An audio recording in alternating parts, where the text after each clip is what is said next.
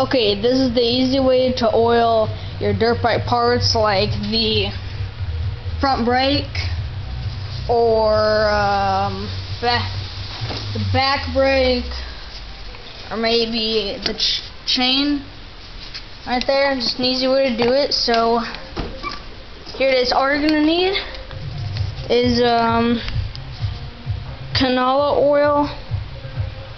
Basically all you need is oil, and then you're just gonna take the cap off. You're gonna pour the oil into the cap, and I'll go ahead and show you that. So just take the cap off. Now hold on.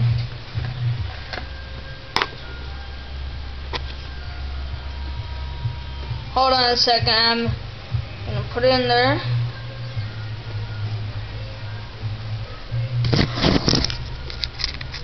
You're gonna fill the cap up with some of the oil,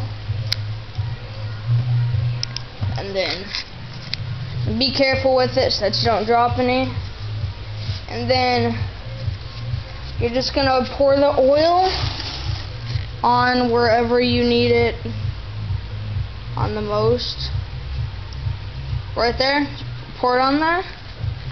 Maybe spread it around with your finger a bit. You have to feel the oil.